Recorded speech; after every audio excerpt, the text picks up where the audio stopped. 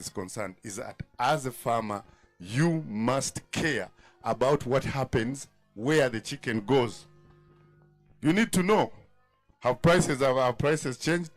Maybe I need to go and find out. Because if you live in ignorance, you're going to be cheated. You will be cheated. I can come here and I tell you, this shirt here costs 20,000 shillings. When I bought it, 5,000. But because you don't know where I bought it, yeah, I'm going to lie to you. Not lie, I'm going to misrepresent the facts. And then you'll end up not getting value for money. So as a farmer, you must care to know who are the buyers. Yes, they are coming here, but where do they take this chicken? How much do they sell it at? If I went there and I took my birds there, can I get the price at which they are getting? It's very important. You also need to know, if you choose to go to that market and sell, do they buy cash? Are they buying credit? What kind of bird do they want? You need to know what's happening with the consumers. Yeah? Some of us, we just produce. You keep the chicken, you keep injecting it and giving it drugs. Even on the day you're selling, it's still taking drugs. Yeah? But you don't want to know that the customer who is going to eat this chicken may be affected by these drugs that you're giving. And then that customer will die and not come back. Or they'll say that person's chicken is not nice because every time you eat it, it smells like something is wrong. You understand? So if you want the business to keep going, if you want the people who buy from you to keep coming and buying, it means that you should care that they have good chicken. If the customer prefer chickens with big chests, you know some broilers have big chests, is that true? And then there are also others with big thighs. So if they market one's chicken with big thighs, that is what you should be growing. Congo market wants what? You get to know and you produce exactly what they want. Because if you produce what the market doesn't want, then nobody is going to buy. Or they will buy, but they will buy at a bad price. And yet you've spent your money. The money has come from a SACCO, the money has come from a microfinance, and you need to return it back with interest. So as farmers, we need to care so much about what happens in the market because it's very, very important. It's important for you to know market dynamics, market information. At the very least, to know what time do they buy per kilo, they buy per head. Are they going to pay me as soon as I am there, or I'm going to be paid after 2 weeks? Now, if you're going to be paid after 2 weeks and you need to take your baby back to school, then it's not helping you if you need the money there and then. So understanding the market is very important, and those are things that we want you to understand. Do not just stop at what happens. Listen to the radio. If there is anything about the market, if it's not there, take time and go there. Go and find out and see what's happening there. That should be able to help you very much in knowing your position in the market. The market is very interesting as well because it is not only the buyers. The market has got regulators. You need to understand that the market has regulators. There are laws that govern this country. There are decisions that are made by the people that lead us, the elected people that we put in parliament. They go there and can decide some things that could favor the way we do business, or that could favor, not favor, but could end up failing the way we do business. That's very important as well. So we cannot sit back here.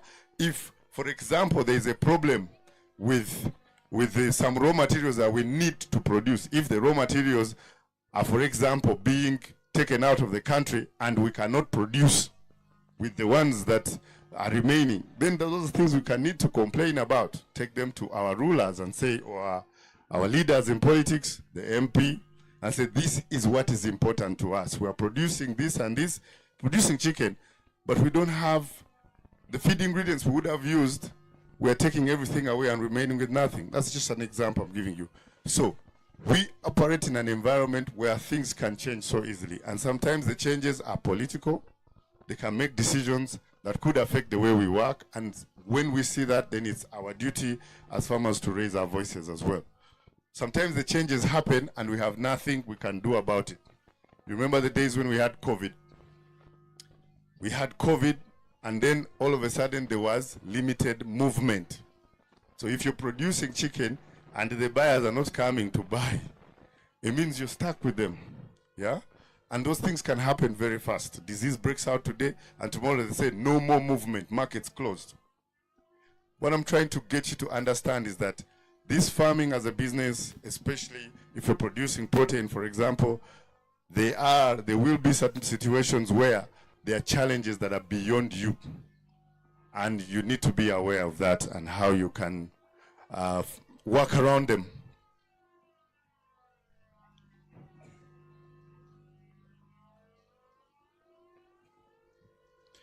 So I've already talked about you preparing and getting to know the buying habits of people in the market.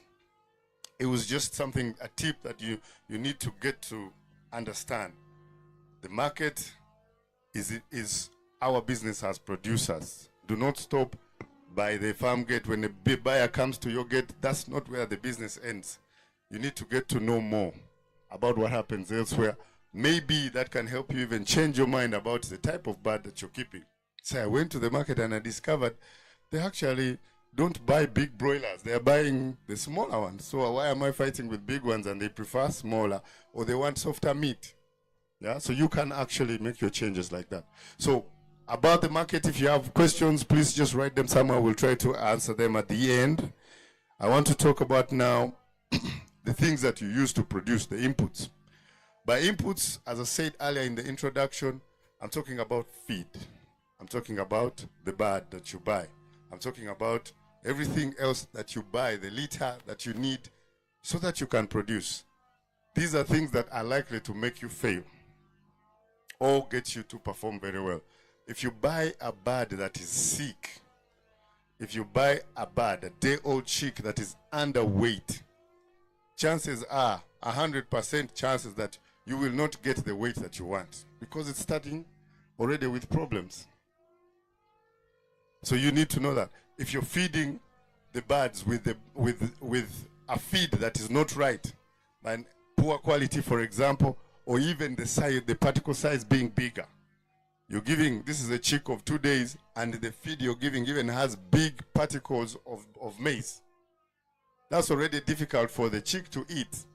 And then you're failing the chick to do for you the business that you want because you're feeding it with a bigger particle size. It's like trying to give a baby a big portion of sweet potato born yesterday. You're saying it's food, but you eat.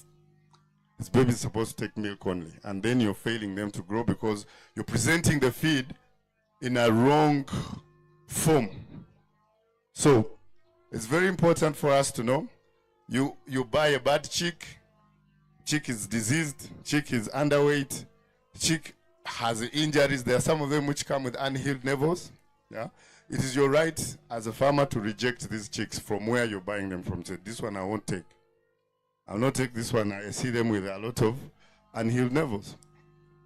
We encourage you to even weigh some of the birds when you go to collect, because if you take a chick that is underweight, you're starting from 2 steps backwards. And so you'll never get the weight that you need to do. So that's very, very important. There are other things that we do, of course, if the feed is poor quality, if the feed is infested with molds, if the feed is in a form that will not allow the birds to eat, you're going to have problems. Next to it, the major input is water. Water is the most important thing. Yes, we have feed, but as you know, chicken has anybody ever seen teeth of a chicken? No. So chicken don't have teeth, and so when they are eating, they're actually just picking and throwing to the back of their necks and down. Along the digestive system, there are places where the feed will be ground, the gizzard. So, but all those things to happen, you need water. So a bird will take 3 times as much water as it takes feed. So if it takes 1 gram of feed, it needs 3 meals of water. So it means they need to have water all the time. And in this part of Uganda where it's a lot hotter, it means they need to have water all the time. There should not be a situation when they have no water. Otherwise, if you don't have water, then you're going to have problems. But the quality of the water matters. In our world, ideal world, we say the water should be as good as the water you drink. How many of you have ever drunk on water for chicken? Huh? You get the container and you drink a bit. Why? Why don't you like to drink some of the chicken water? Why? For us, we think they are very dirty. Good answer. He thinks they're very dirty. But yet, actually, the truth is that the chicken also wants to be clean. Ideally, for it to function very well, it must have a clean digestive system. Because it is working. The chicken is working for you, especially when you're doing farming as a business.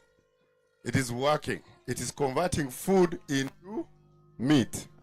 It's converting food into eggs. And you need this to take to the market. What happens if you provide water that is not clean? You're going to bring problems in the digestive system. You're going to introduce bacteria, which are going to destroy the intestine lining. So the wall where the digestion and absorption is supposed to happen is going to have wounds and then blood and all sorts of disruptions. And that will make sure that the food that the bird has eaten is not joining the blood. In simple science, when we eat food, like right now, I'm sure most of you have eaten food. When we eat food, the food gets into the system. It reaches somewhere and it gets digested, so it's broken down into small parts. And then after breaking it into small parts, those parts that are needed are taken into the blood. Yes? And when they enter into the blood, they start moving to where they're needed. They go to the brain, and now you're functioning very well. They go to the muscles, and then you can move everything very well. For the chicken that's producing, if it's a broiler, they are going to the muscles to build muscle. If it is a layer, then it's going into the reproductive system of the layer so that it can produce an egg. All the things that are needed to produce an egg come from food. When the food does not go into the blood to connect to where it is needed, then you have no performance. You have no egg, you have no body weight. And that can easily be distorted by just providing dirty water. So the water needs to be clean. It needs to be the type of water that you would drink as well. So let's rethink the way we look after these animals, because we are looking after them for business. And they are expensive. They're not cheap. They're not cheap.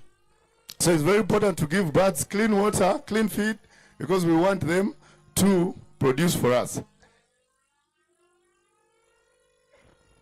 On top of that, of course, there's medicines. We have to make sure that we give the right medicines, and the advice that's given to us by vets. There's another thing that is important still, especially about chicks. I'll talk about chicks very much because the chicks is the foundation. I also mentioned earlier, it's your right to reject a bad chick. Tell them I'll not take it, I'll need to be compensated because this is not going to work. How do I identify a bad chick? I'll give you some ideas on how to identify a bad chick. A chick, you've gone to collect it. First of all, it can't stand. If it can't stand, what is it going to do? It can't stand. It's seated on its belly. Already bad. If it has wounds already, has wounds on the legs, yeah, that's bad. If it has an unhealed navel, that's already bad. There's one thing that we do when we are actually assessing chicks. You get the chick, put it in your palm. First stand it with the legs in your palm. And then within a very short time, shift it from this palm to another and put it on its back. Make it uncomfortable. Flip it. Put it on its back. If that chick does not come back on its legs in 10 seconds, then it's not good enough. Why? No chick is comfortable sleeping. Have you ever tried to put a chicken to sleep on its back? It's not comfortable. They will, in 10 seconds, it will be back on its legs. If it stays on its back in 10 seconds, 20, then it means it's comfortable being uncomfortable. Yes? And that's not good for business. It means it's the one that is actually not going to walk to the feeder to drink and eat. It's the one that is actually not going to gain weight. It's the one that's going to get sick and keep spreading infection to the others. Yeah? So we start from that point. You're starting with good chicks. You must take the one that is right, reject those that don't make sense. We want you to weigh chicks. Chicken must be weighed. You don't have to weigh all of them. You can weigh a sample, 20, 25, 50, right somewhere. We have some weighing scales we came with. I don't know where they are. We'll bring them. But we want to demonstrate to you how to weigh chicks. It's very important. You can weigh at the point when you're collecting. And for broilers, for example, they need to be about 40 grams, 42, 43, 45. For layer chicks, they need to be about 35, 36, 38 grams. A well-sized bird will actually give you very good performance. That's how it is, and it's very important that way. So we'll have a chance to do that as well.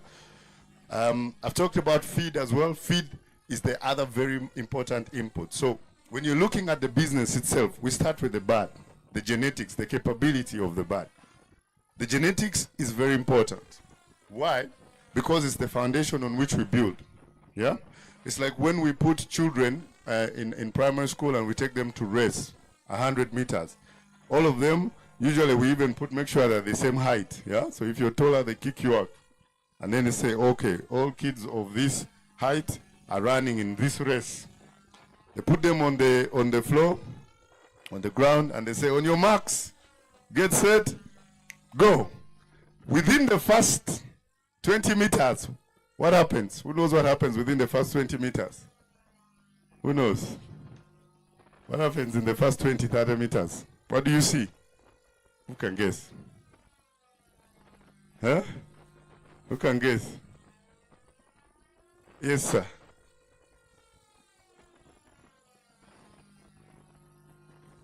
The first two?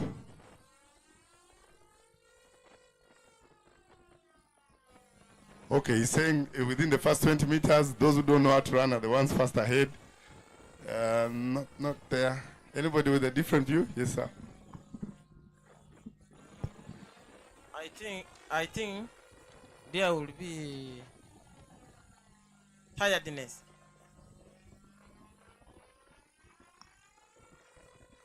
You're saying tiredness? Me, I will see there will be gaps created. If there are 5, one will be ahead, some will be in the middle, even some will fall down. Exactly. That's what I was looking for. I'm going to give this young gentleman a weighing scale. Yeah? For giving us the right answer, he's going to get a poultry weighing scale. When they are out there within the first meters, you see those that are better than the others. Same age. Probably eating the same food. Isn't it? It's school. In school, we eat the same food. Cindio. It's beans and posho.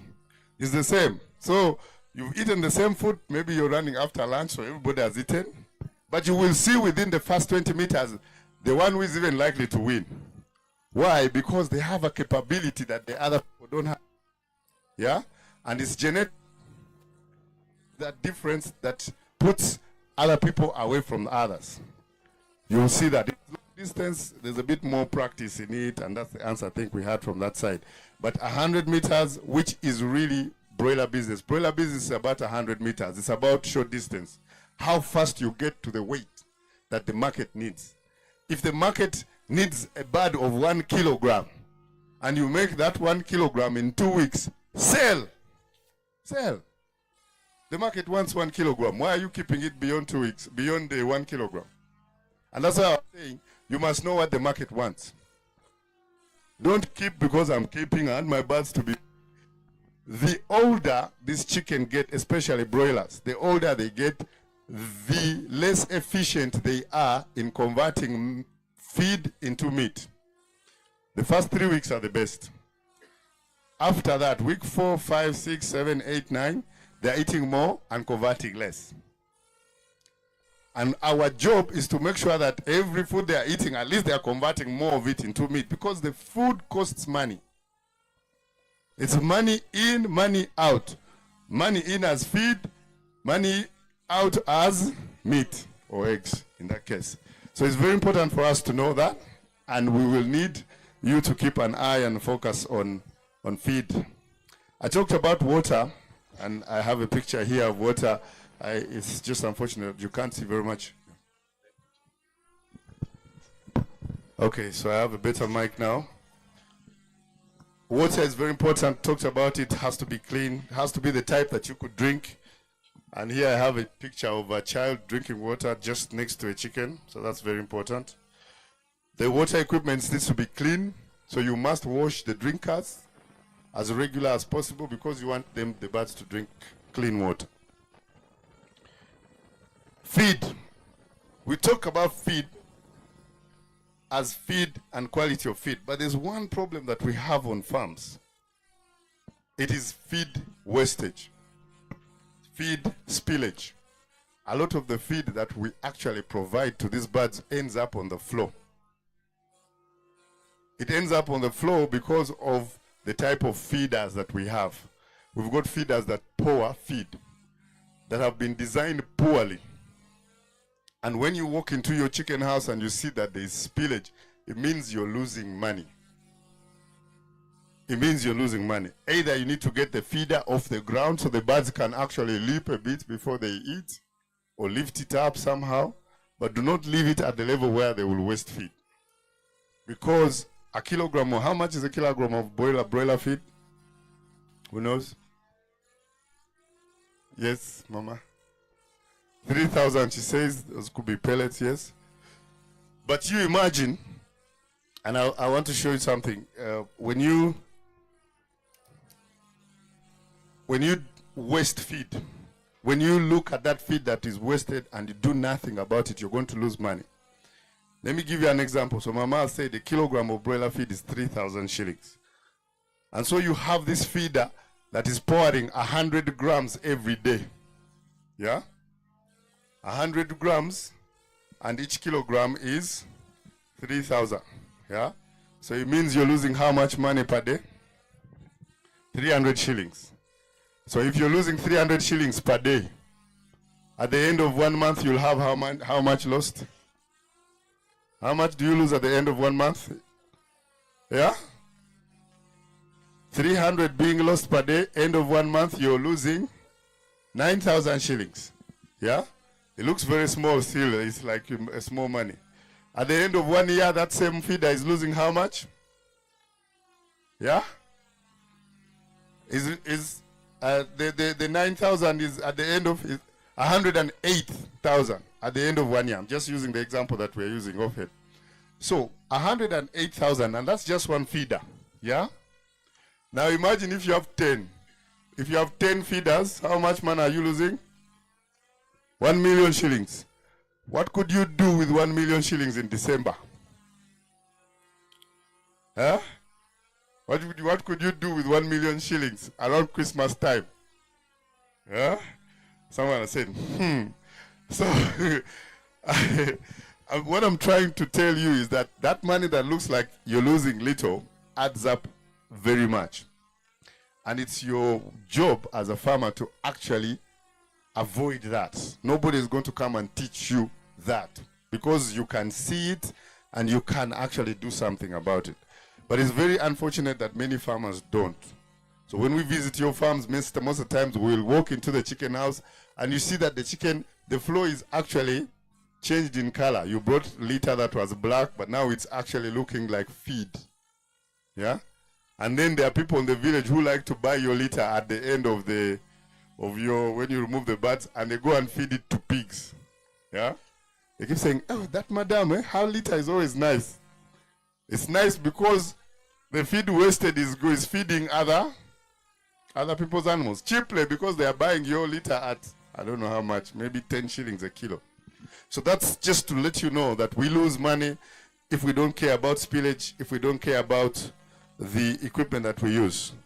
I also talked about the intestine, very important to business, because in the intestines is where food is transformed and it turns into nutrients that are needed for performance, needed for walking to the feeder to eat and drink, needed for the bird to gain weight, needed for the egg to be made, needed for every single function that happens in the body.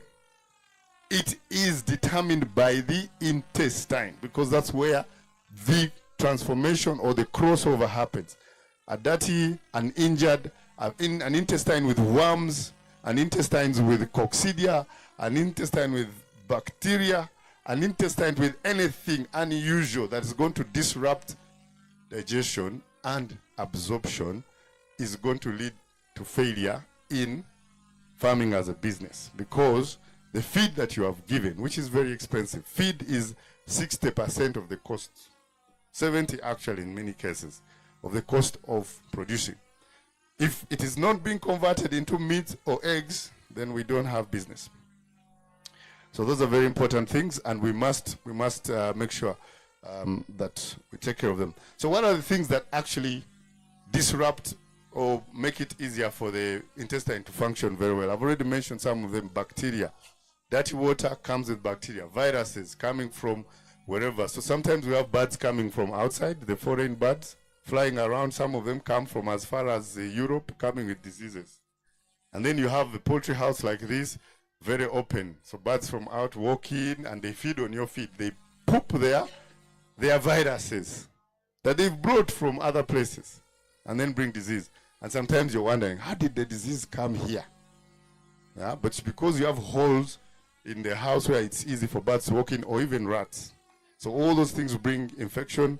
Sometimes we are looking at changes in the water quality also can affect the functioning of the digestive system. Mycotoxins, these things that come from molding of maize, molding of feed. So it's not good to keep feed, especially that has wet, let's say, ingredients like maize bran for long. It's going to end up caking, and then you're bringing poisonous substances into the body. So that is very, very important. But the other important thing that that could affect the way the intestines function is the heat. Heat stress has its effect on digestion. So sometimes the poor performance that we see, especially, you need to be very careful. If you are a farmer and you've been keeping your birds for some time, you will realize that in some months you face more hardships than others. You understand? And most of it, the problems could be coming from heat. When it's too hot, it's difficult for birds to eat. It's difficult. Take some time this week or the whole of February, because February is also hot. Take some time, and if you have birds, just walk in and see between 12 p.m. and 3 p.m. most of them are not eating. They're actually panting and trying to drop their wings to cool themselves. They'll start eating again when it's cooler, when the sun starts to reduce on the heat, or eat early morning. But it's very difficult in some months, and that's one of the things that could bring us poor or performance that we really don't want to have. So that's very important. I have some pictures here. I don't think you can see them. But commonly, if the digestive system has a problem in your chicken house, what are you likely to see? Huh? What are you likely to see in your poultry house when the intestine has a problem? He's talked of mortality. Before mortality, what do you see in the house? Yes, Mama? So you're going to see changes in how the dung or the feces look like. When a bird is healthy, and Mama will also get a weighing scale, so thank you so much. I'm being generous. So when the digestive system has a problem, you don't need to be a professor or a PhD holder to know that there's an issue. Because we all know how normal dung looks like of chicken. Do you? You know what's normal? Yes? Okay. So normal is solid. Normal is grayish. Bit of white. But it's in a mound. It is, and everybody can point out and say that's normal. Anything that differs from that is abnormal. And it's already telling you that there is a problem inside. So one of the most easy way to know if your birds are okay or not is looking at their poop.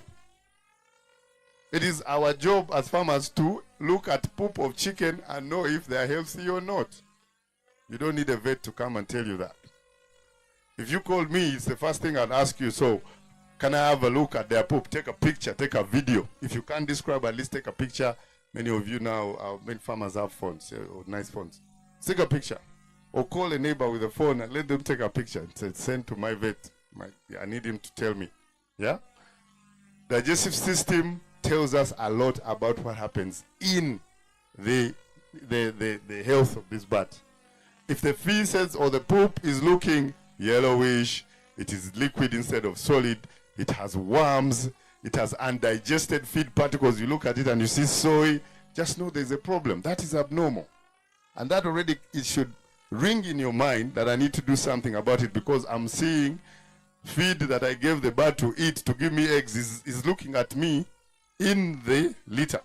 So it's very important to keep ourselves as farmers to be interested in how the feces of this chicken look like.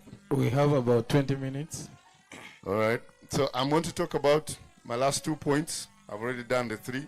Heat stress. I've already talked about heat stress. As far as we are concerned, especially in this part of the country, it's a lot hotter. And if I look at, I was just looking at the average temperature, you will not see that there, but it's on average more than 29 degrees. And yet, most of these birds that we are keeping are actually comfortable. They are comfortable between 18 and 24 degrees. That's where they find comfort. Beyond 24, when we start going towards 30 degrees, there is discomfort. It doesn't mean that they will not perform. They will perform, but their performance will not be as good as if it were cooler. What does that mean? That therefore means that it is our job in this part of our country, it is our job to ensure that we provide a much better environment for them to still perform. So the environment should not be an excuse, because it's possible to do some things, and I'm going to talk about some of the things that we can do to ensure that birds are actually performing. But just so you know, when it's cooler, the performance is better. When it's hotter, a lot of discomfort is there. You'll see that they are not eating. Even when they have the best feed, they will still not eat. Why? Because it is not easy for them to eat while trying to regulate the temperature. Birds don't sweat. Anybody ever seen sweat from birds? They don't sweat like us. We regulate our temperatures by perspiration. They don't. And that's where the problem is. And a lot of birds that are undergoing heat stress, you see them mouth opening, panting, they drop feathers, they're not eating. Some of them are folded like this, waiting for a better time to eat. One of the first things that we do is to the way we build our houses.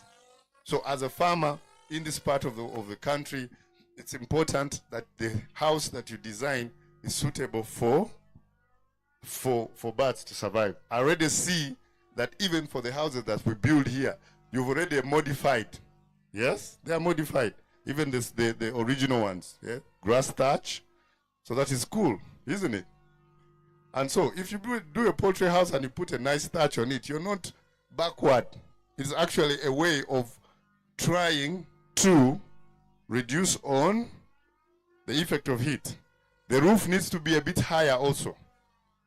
Keep it so that when the heat is on the roof, it's not directly on the bird. The windows need to be open, just like we are here. We have open, nice windows so that we can have a bit of aeration. We encourage you to paint. If you have some money, when you make some profit, you can paint the roof. Paint it white. Get some chalk lime and give it a nice white coat. It helps to reflect. We can also paint the tanks. If you have tanks and that's where you get your water and they are black, already that is absorbing too much light. So we can paint them. We can give them a nice white paint.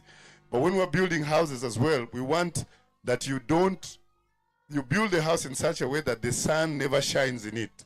So the longitudinal axis of the house, like this one now, if you take the line that runs through this length, it should be that the sun rises there and sets that way. So you orient the house in such a way that the sun just goes above, never shining in it in the morning and never shining in it in the evening.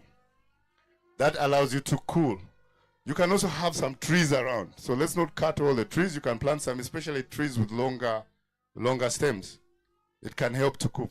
Some people even they will plant some things on the roof just to help with that. But it's very important, and there are some pictures here you'll not see though. But it's very important to provide coolness. The water has to be cool. We have to find ways of making sure that they're taking cool water. And one of the things that we do as farmers that you can do to manage, but to support birds to deal with heat stress, is you can actually provide the food in the cooler hours. So start feeding them early. Also allow that they eat also later. So you will or not maybe, you will need to put light. There has to be some light in the bird's house so that they can eat when the sun is gone down and it's a lot cooler. If you just go by saying, well, I'll give them when there's light, you will end up not allowing them to eat enough food and they will not gain weight. And in the end, we are losing weight. So very important things to do. And for us as people who produce feed, this is what we do. And this is our plan for West Nile, but also for the other areas where it's hotter. We are changing the concentration of nutrients in the food. Why? So that even if they eat little, they're eating enough. Yeah? I think you know, if you've ever been in the army, sometimes you see the kind of rations that they give people in the army. They give you food that is small, but it is loaded with nutrients because you're going to go for long hours without eating the way we eat. So that's possible on our side. But also when it's hot, we recommend vitamins with vitamin C to be added in water so that can help also with combating heat stress. So there are things we can do on the side of feed. On our side, we will put a few things that will enable the birds to deal with heat stress. We'll also advise that you feed in cooler times. We also advise that you have water all the time, and the water has to be cool. So we have to find ways of making sure the water is cool. Sometimes we put a small tank inside the chicken house so that it's protected. But even if your water source is outside, you can put some shade on it. You can paint it white so that you can reduce on the effect of heat stress. My final point is on assessing performance. And in order to assess performance, we encourage you to have weighing scales. How do you assess performance? There's two things that you need to do. You must know what to measure and you must record. Isn't it? You must record. So, what is it that you must measure? You need to measure feed. You don't need to measure everything every day, but you can also work out something that allows you to measure. Yeah? So you can get a container, let's say a bucket, put it on this scale and fill it with feed. And then when the bucket reads 5 kilograms, then you know this bucket, when I fill it with feed, it is 5 kilograms. So after that, all I need to do is to say, today I gave my birds 5 buckets of feed. And each bucket has how many? 5 kilograms. So how much feed have I given them? 25 kilos. Yeah? Even if you don't have the weighing scale, take your bucket with feed and take it to somebody with a weighing scale, the neighbor, and say, I'm here to just standardize my buckets. And for that, thank you so much for helping. And then you do. So let's get an idea of how much feed we are giving, because feed is money. And it's one of those things that you can easily get to know how much money you spent, especially if you know how many kilos you gave. So we must weigh the feed. The other thing we must weigh is that we must weigh the birds. We need to weigh the birds. We weigh birds with these scales, with this type of scales. These scales, they cost somewhere between 50,000 and maybe 80,000 shillings if you find them. But they are very helpful. And how do we do it? How do we do it? Let me just demonstrate to you how it works. Okay, so let me demonstrate to you how you can do it. So you have a scale here. This scale is, so it has a switch here. You can switch it on. Then it reads in kilograms. It's over there. So what we do is that you can actually get a paper bag like this one, and just with the scale hanging from the roof or from wherever, and then you put your birds in there quickly. You don't have to do it long as for them to suffocate. And once you're done, remove this. Help me remove. Once you're done, the reading is still on the scale, so it allows you to record. When you're done, then you press the little button down there, and it goes back to 0. You weigh the next and record. It's very important, because what does it help you to do? It helps you to have records that will allow you to compare. Compare what you are producing versus your neighbor who got the same birds. Compare what you're producing versus the other people in other countries that also have similar birds. When you don't keep records, it's a waste of time, because you're going to know whether you're making money or not. And it's very simple. Weigh scale, standardize the weighing of feed, record. If you don't know how to write, but you have a child that you take to school, start now asking them to pay back your school fees by keeping for you your records. In the evening, say, come, I need you to write here. Get a book, any book, exercise book, counter book, get a book, and put those records there. So that when you have a problem, you have data to if, for example, your birds haven't gained weight 7 days, they haven't gotten anywhere near 200 grams. 1 week, they are not anywhere near half a kilo. You can start complaining to the supplier. And when you complain, you say, look, I've been weighing. I have my records. I'm not getting anything out of this. And so it's that basis that is important for us to know. So weighing, recording, very important for assessing performance. If you don't do it, then you're going to have a lot of problems. And I have prepared something here, but I doubt it can be seen. You won't be able to see it. But it's important for you to do those things. So I'd like to wrap up by reminding you of the 5 things that we came to talk to you about. One was about the market and why it's important for you as a farmer to get to stay in the know of what happens in the market so you don't get cheated. The second one was about quality of inputs, quality of things that we use to produce. They're very important, because when you buy bad quality, you started on a bad start. The third one was gut health. The intestine, health of the intestine is important for you to make money. A clean intestine, an intestine that is not being fed with junk, is what gives you business. The fourth one was what? Who remembers? Heat stress. The first one was heat stress, because heat stress is here with us and we need to find a way of dealing with it, otherwise we'll not get the best performance out of it. The fifth one has been assessing performance. There's no way you're going to move forward and make money when you don't even know whether you've made money or not with this current batch. Thank you so much.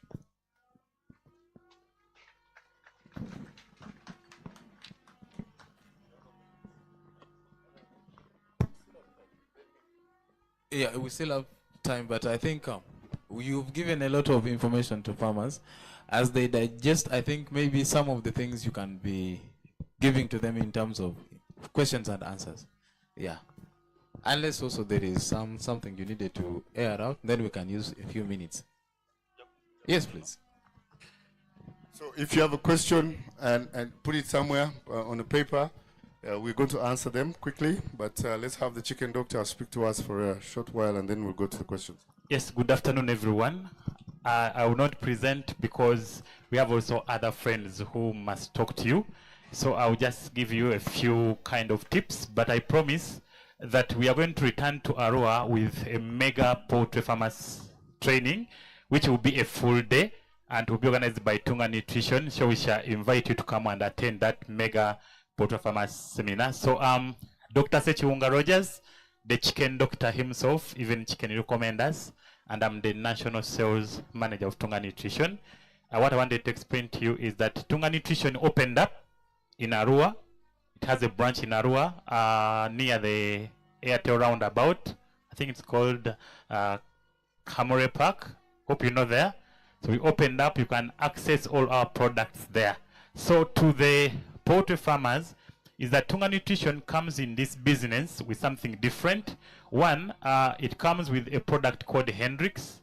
Hope you know it as poultry farmers, and Hendrix is produced by a company called Tunga Nutrition, the one I work for. And Tunga Nutrition is under a company called Nutreco, which is the largest nutritional company in the world. It does not only deal with nutrition or nutrients, but also what we call nutritional technology, whereby our feed is different in a way that when birds or pigs eat the feed, it's not only about nutrients, but also technology. So the performance is high, everything is better. So try the feed, you will thank me later. Then as far as farmers are concerned, remember a few things. Some people suffer a lot, what we call constipation, whereby your cheeks tend to have blocked behind. You have realized that? In most cases, because of the conditions of this place, the heat, there's a lot of dehydration. So it must be something you must remember, that when you bring your chicks at day 1 old in good condition, make sure you don't rush to give them feed straight away. So it's better to do what we call flushing. Give them water with vitamins and glucose. If they are broilers, at least for the first 1 hour, so that flush out the sticky materials. That will help you reduce the issue of constipation. If they are layers, a minimum of 2 hours. If you do that, you reduce on the infant mortality. But also, remember to start with the young animal feed. The pre-starter, Hendrix pre-starter feed, the starter feed. When you start with that young specialized animal feed, your birds will grow up very quickly and without a lot of mortality. Another thing is the issue of croilers. Many of you do those dual-purpose birds. You must have an idea of what croilers are. Some people go into those birds for eggs, but you can never compete with a layer farmer, a commercial layer farmer, because a croiler was designed for meat purposes, because it was designed by combining 2 genes, a gene of a local bird, the one which you knew from a long time ago from Arua, and a broiler bird to make a croiler bird. So its laying capacity is not as a commercial layer. So if you have to go for croilers, unless you have a special market for your eggs that you will sell your eggs expensively, that's when you can go for croilers. But croilers are meant for meat. That's what can make money for you as a farmer. So it's a lot, but we can't say it all. If you have more information to learn, you can pass by the Tunga Nutrition tent. But I promise you, we are going to organize for you a mega poultry seminar that will be a full day. You will come, we study, we have lunch, then we study again, so that we can talk about everything. But Tunga Nutrition is in the area, high technology. We have technology that can check your feed quality in just 45 seconds. Originally, we could send samples to Netherlands and everything. Now everything is here. I've set up billion shillings factory that is high tech, almost the same as the factories you see in Belgium, Netherlands, and throughout the world. So it's a state-of-art factory for feed. So we are here to make sure farmers get the best. So thank you for loving Hendrix Feed. Thanks for loving Tunga Nutrition. And for poultry farmers, thank you for believing in poultry farming. We are here to grow together and to change the nation. Thank you very much. Chicken doctor himself, even chicken, recommend us. Tunga Nutrition, growing together. All right, that has been a lot from the chicken doctor himself. He said, even the chicken. I don't know which language they speak with the chicken to get the chicken to recommend them, but yeah. And then we are going straight into the session of questions. I want to see the hands. I don't want these hands that normally erupt after we've finished. I'm seeing 1, 2, 3, 4, 5. There are quite many questions, but raise your hands, please. I'll pick maybe 5. So I'll pick from here.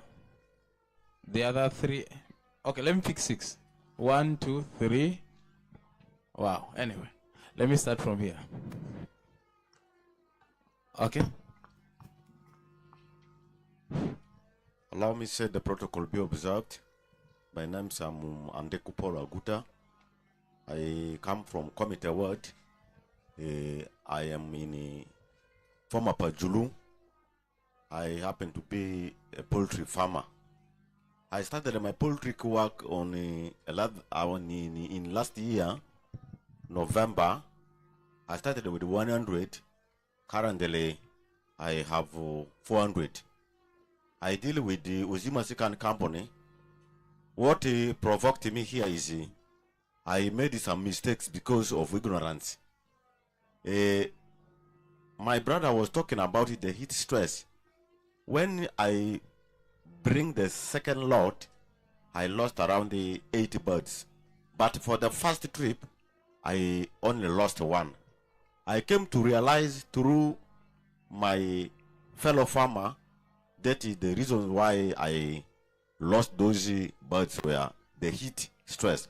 Now my question is, do we have any temperature guide or thermometer for measuring whether it is overheating or it is normal heat?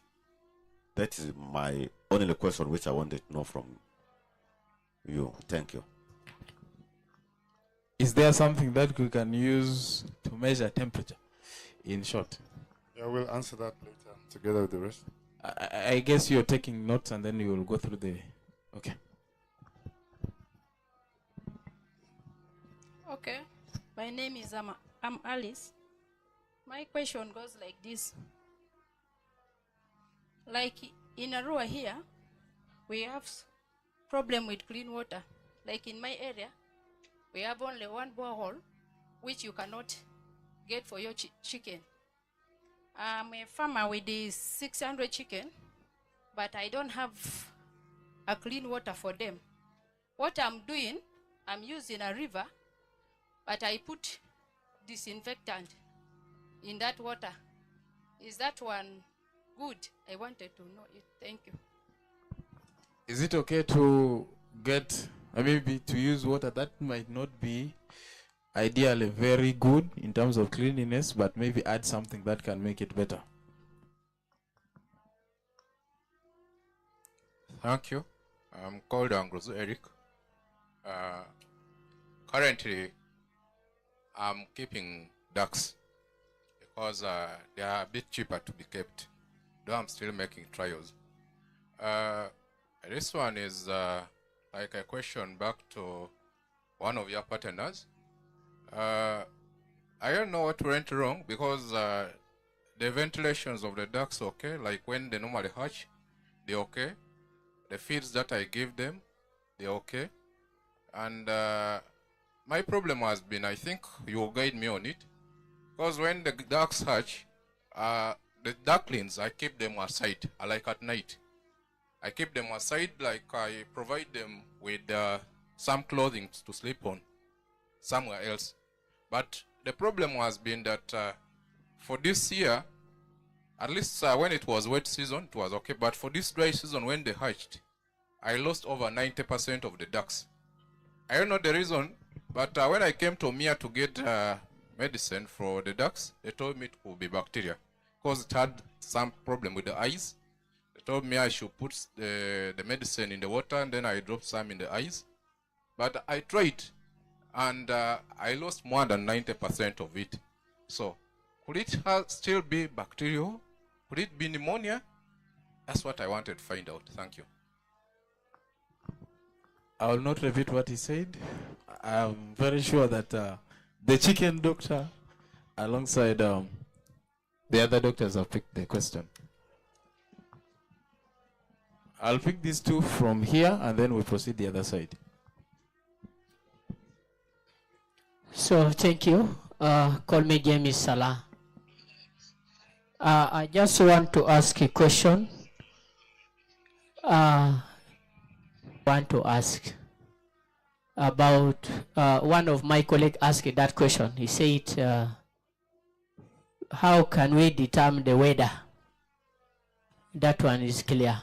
But we need to ask, I don't have that machine. Somebody is also our local farmers who are keeping this bird.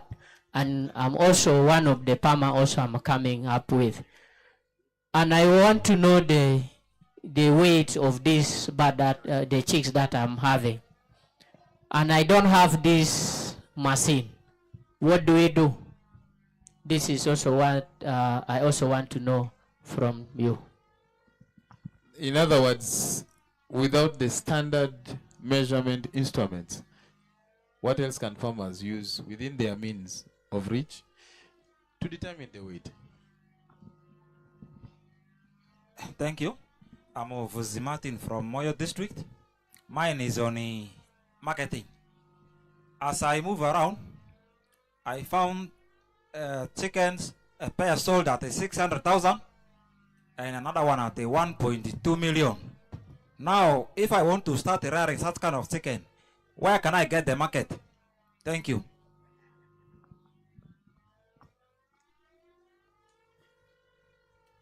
Okay, I think our colleagues of School of Sustainable Agriculture are going somewhere. As they move, we can still continue with our questions. My name is Martin. I happen to be one of the people who have just started a venture of itself in West Nile here. And we are breeder dealing in Ross 308 parent stock here in Arua. We supply the old chicks. But my concern is if doctor can also maybe intervene and try to give me a highlight. Arua typically as a region is not a maize growing area. And you know, consumption and aspect of feeding, it is all about maize and proteins, which is soya. So most of my feed components come from Kampala and Sejani, sometimes bus delays, and when you say feeding aspect is jumpy on off, production cannot be maintained 100%. With the survey of the experts available here, using the locally available resources of feed components in Arua, can I be given a simplified formulation to help my parent stock here? I'm a breeder. Thanks. I come from Rodasco Ventures. So, like the doctor mentioned, you shouldn't be concerned only about yourself, but also the suppliers of inputs, what happens in your neighborhood, in the market and stuff. So that question has come from one of our breeders. Wow. Okay. I'll pick these two from here and then we close up the questions.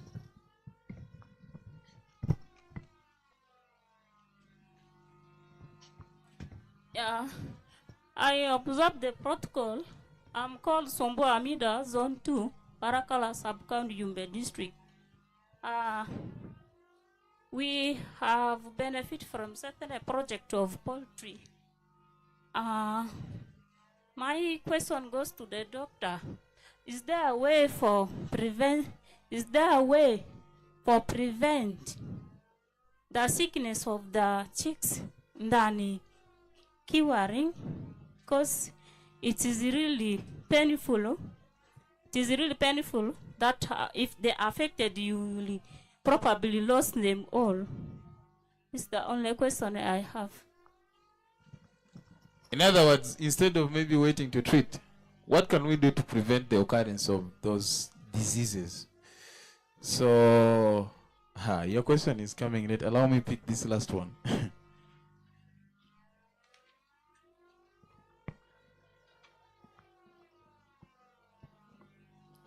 Thank you. I observed the protocol. My name is Mndoa Moses. Mine is almost similar to my colleague who was ahead of me. My question was, I was here, I came late. I found when this program was already started. I don't know whether you talked about the diseases. That's what normally challenges us here mostly. Thank you. This is the last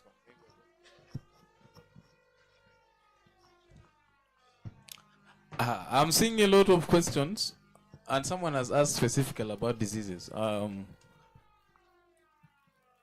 I felt like okay, let's first answer the questions and then we'll see what happens next.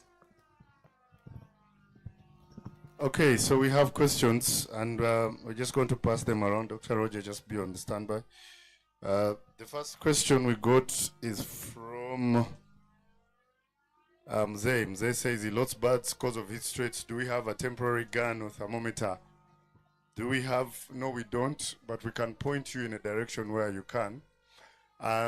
Yes, you can use the instruments to help you understand, but the most important thing is that even without the instruments, it's possible for you to actually understand that your birds are actually going through a difficult time.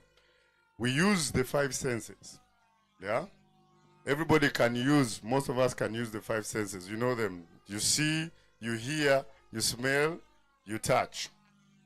Heat stress, mostly you will see. You will see, and that can give you, you will know that it is actually, even you yourself, you feel it. But the thermometers are there. You can buy them. I think 50, 60,000. You can put it in the house and you can measure. We have a tent just at the corner there. You can come by and then we can give you a bit more information. But I would like to advise you to use the God-given senses that we have. Spend a bit of time in the chicken house. And when you go to look after chicken, it's not just putting feed and water and you walk away. Spend some time there to feel, to see, to hear. Sometimes when disease is coming, there's a change of how they cry. Yeah. There's another question from Alice. Clean water, 1 borehole, uses river water, but puts disinfectant. That's okay. But the most important thing is to make sure you're not giving too much disinfectant. Yeah. So they usually on the bottle of the disinfectant or the container, they'll put for you dosing rates. So follow the dosing rates, because when you give too much, then the birds will not drink. I think that is NoroCleanse. Yeah. So NoroCleanse has got actually directions on how you can do it. So yes, you can use water that's not clean, but you need to care to put something to keep birds away. Anguzu Eric talks about is a duck farmer has done trials, feed, and then 90% died. He was advised that they had a bacterial condition, and then they had problems with the eyes. Most problems that come via eyes are actually virus diseases, and also diseases that kill in a short time, and many birds is viral. So it's possible that your birds actually got a virus infection, and being that they are ducks, many people do not know how to treat or deal with them. But the thing about ducks is that they're actually more resilient than chicken, and I think that's why Anguzi is keeping them. But sometimes they will get disturbed by disease. But what's important is also to vaccinate them the way you do the chicken. You can give the same vaccines so that they don't get exposed to disease. But I suspect that was a viral disease. Okay, chicken doctor, there's a question there. Here it says, this is from Allah. They give them birds with no weight. He wants to know how they can determine weight for birds. Okay, that is a bit tricky to use your eyes to see, but automatically through experience, if a farmer has been with birds, you can easily tell. But what is more important is what he explained about, assess the health. Once the health is good, even if the weights are slightly low, it is very easy to pick up if the weights are good. But what is more recommended, if you want to be accurate in terms of weight, you need to have a weighing scale. That's why we are investing to give a few digital scales to farmers as something which you need in your poultry journey. Thank you. So weighing is very important. Then there's a question from Martin. He's talked about a market of birds that are being bought at 600,000. A what? A pair. I need to see how they look like, but most likely they could be breeding. I don't know. I've never seen those ones. But they probably, even if they were breeders, they wouldn't be this expensive. I don't know. This one I can't answer.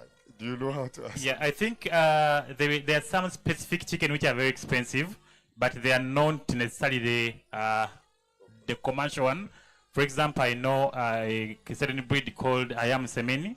I think you have seen it. It's black. It lays black eggs. Everything's black meat and everything. So it's very expensive. Because they're the most expensive bird in the world. but it is not a commercial bird. You can't buy it as a farmer for commercial. Thank you. Okay. Then there is a question from another Martin. This is the breeder. Keeping Rose 308, supplying day-old chicks. They're saying Arua doesn't grow maize. Most feed companies come from Kampala and it's far. How can we work? It's possible to work with local raw materials. So we just need to know what is it that you have here, and together we can design a feed formulation for you. So Martin, we're very happy to have a conversation with you. We are also looking at the feed that we are selling in this market to try as much as possible to make it affordable by designing it in a way that it uses raw materials that are local here.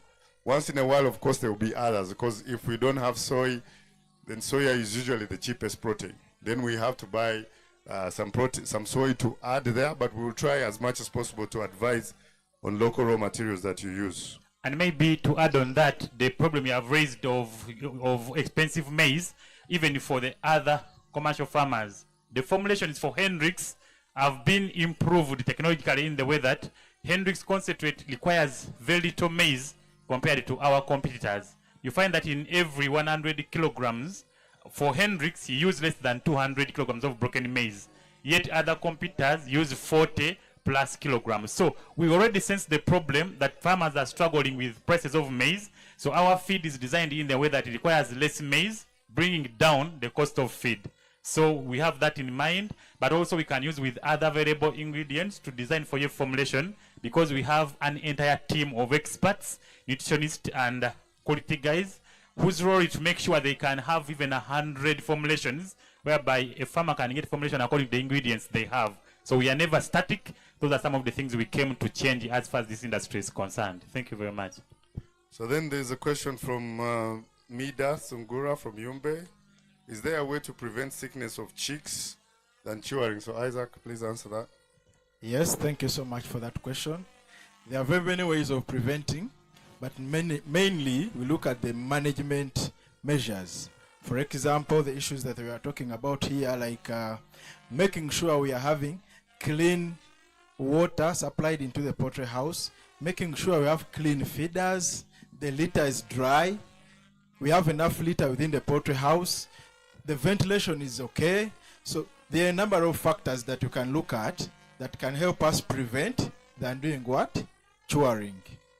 Remember, you should also note that it is also much sensible to put it into consideration the source of your birds, that is the parent stock farm, the breeders, because they can also cross over what? Diseases. Secondly, we also have other measures, for example, providing of biosecurity, making sure that at least you've got safety gumboots before going into the poultry house.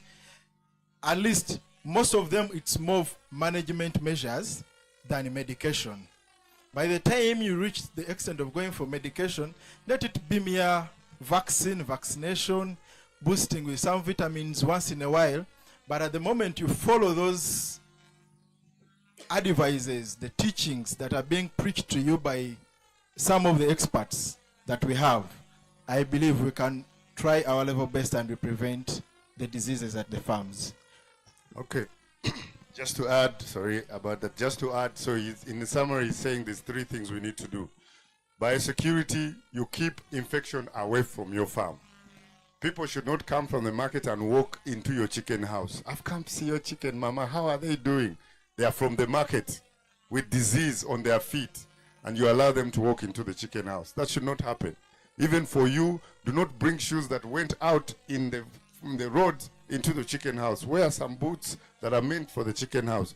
Don't allow unwanted access. That's what biosecurity means. Hygiene and cleanliness. Before we even want to go to hygiene, so biosecurity is keeping away other people's chicken from coming into your house. So if you have compound chicken, they should not be mixing with the ones that you've kept in the house, because they're coming with disease. Hygiene inside the house, outside the house. By hygiene, I mean a bird dies and you don't even know that birds died. They die, they become skeletons, they go to heaven, but you're there and you only discover when you're removing litter. Yeah? Those birds have stayed there and spread infection and brought you problems every time you're buying drugs, but the source is in the house. Sometimes rats fall in our tanks and they die there. You never peeped into your tank. You don't know what happens in there. But you're bringing infection every day and spending time at the drug shop. You're very popular at the drug shop. Every time you come, hey, mama, you're back. You want the other one that you always buy. But it's not right to do that. So hygiene, cleanliness, and then vaccination. That's what. So vaccinate to keep diseases away. Be clean to stop infection, to limit infection. Practice biosecurity to keep diseases from coming to your flock. That's how you prevent instead of medicine. And finally, there's someone who talked. The final question was about diseases. It says we did not talk about diseases. Of course, we are time limited. We have a tent there. You can come. We'll be there tomorrow as well. We'll come back and we can talk about diseases. But diseases are manageable via vaccination. Diseases are manageable via hygiene and biosecurity. And all that is in the power of your hands as farmers. Thank you very much.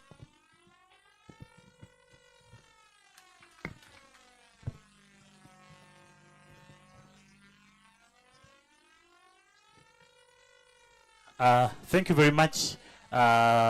This is just a reminder that Tunga Nutrition produces a product called Hendrix, which is a concentrate and feed, and it is in a yellow bag. So thank you very much. My friend will summarize with the location of Tunga Nutrition Depot, and we love you very much. But also, this is a reminder that Omia Foods is also our agent. Also, all our products can be found at the Omia outlet in Arua. So when you go to Omia, it's as good as when you go to our store. Thank you very much. Some secret you never knew is that the people that have been in front of you are one of the best poultry doctors that we have in Uganda. Wherever you go to Kampala, wherever you go to where, you are going to see the very, very, very faces. So we are blessed as Arua to have such people within this region. And I believe they need a hand clap, not so? Tunga Nutrition, we are located just at the Airtel roundabout. We welcome you all. We are ready to serve you. Any kind of assistance as far as poultry, etc. is concerned, you are welcome. Here at the trade fair, we are just up there in the corner. I think we are the second last people in the corner.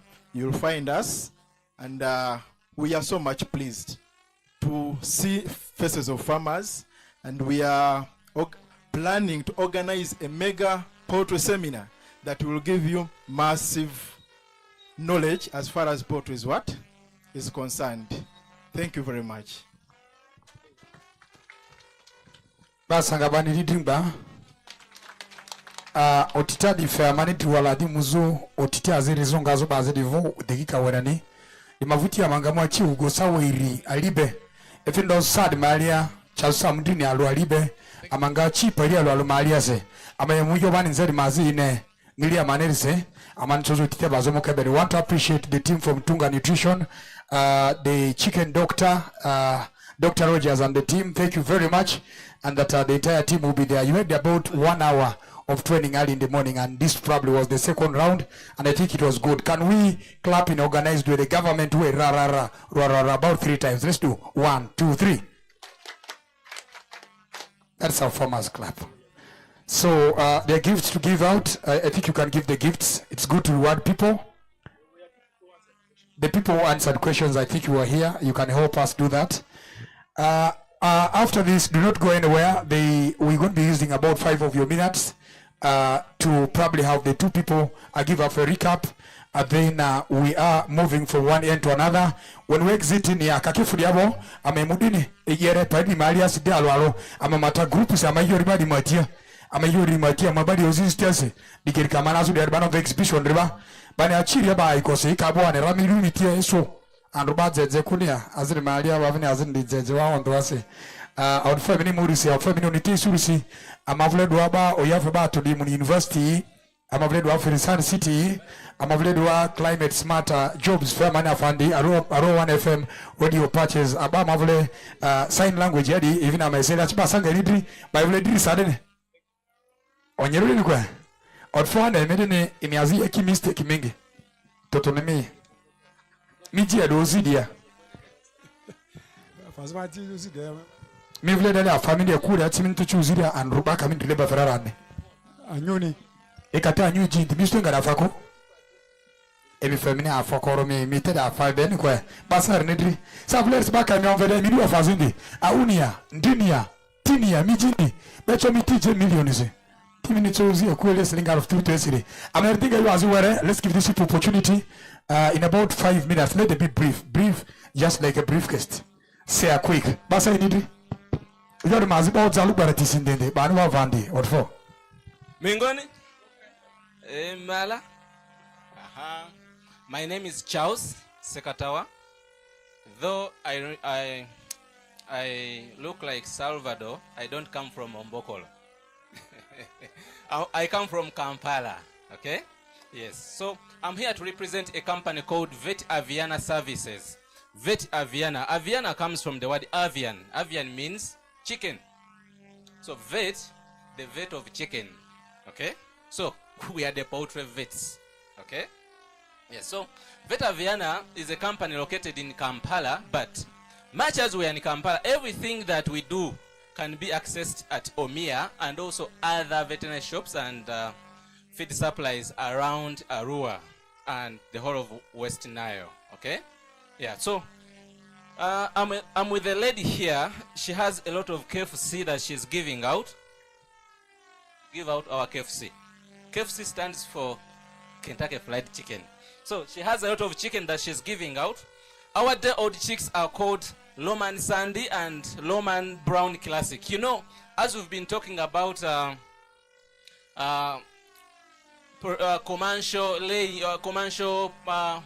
commercial farming, we should think about choosing the right breeds of chicken. Okay, so when you're going into commercial poultry production, you must look at the feed conversion ratio of the bird that you're going to take. Feed conversion ratio, I mean, how much feed does your bird need to make given kilos of either meat or given kilos of feed, or of eggs. You'll find out that some birds eat a lot to give you 1 kg of eggs or 1 kg of meat, yet others eat less to give you the same kg, like the other ones that ate a lot. So the type of birds that we give out eat very little, yet they give out good sized eggs and good quality meat. Okay? Yes, so our chicks come fully vaccinated against gumboro, against Newcastle, against infectious bronchitis and Mareks. So there are very few diseases that you will have to vaccinate. So meaning that the chances of dying for those birds is very little. But of course, we don't promise miracles if you don't do your part. So you're supposed to do your part so that these birds can do what? Can perform. Okay? So we have both broilers and layers and even dual purpose birds. Our birds come from Kenya, they come from Tanzania, they come from Turkey, and also other countries in Europe. That's where we source our birds from. So they are free vaccinated and they are free from disease. When you're choosing the source of your birds or the source of your day-old chicks, you have to take note of disease. Ask from your farmers. The last time you picked the birds from so and so, what happened? Were the birds okay? Were they disease-free? Did they die in the first day or in the first week? If it was so, please change and look for another better source. And the best source would be us. Okay? You would be looking for a contact.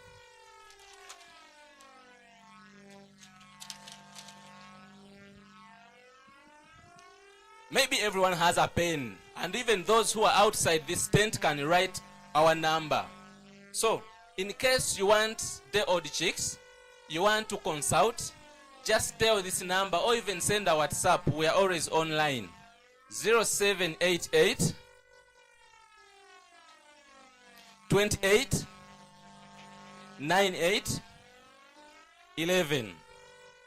Yes, so when you dial that number, just tell us where you are and which type of birds you would like to book.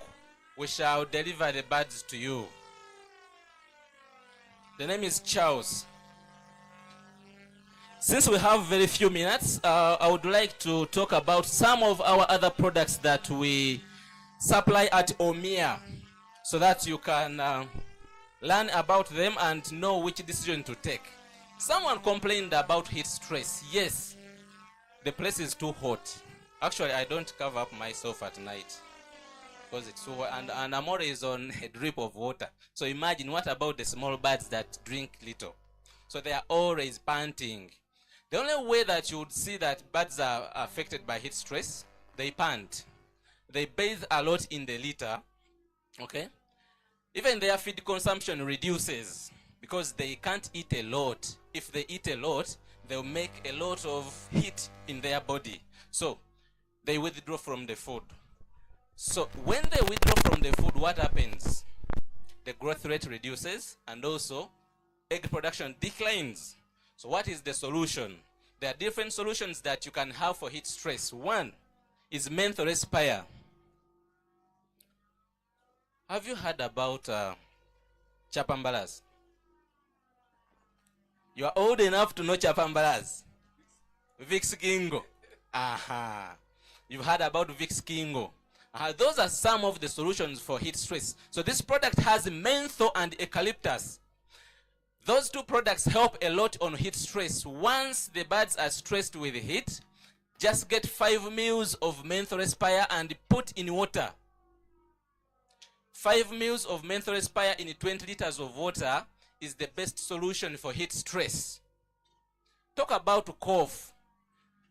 There are farmers that came to our store there. They were complaining they have this kind of cough that never goes away, even after injecting the birds. But remember, it's not nice to inject the birds with medicine that is meant for cattle. Okay? Okay, you've used everything and it has failed. The only way you can get out of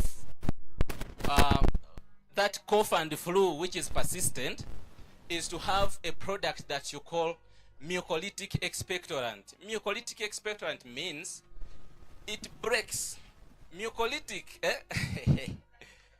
don't laugh. Mucolytic expectorant, but now, okay, my grandmother, I don't know. I'm going to simplify, okay?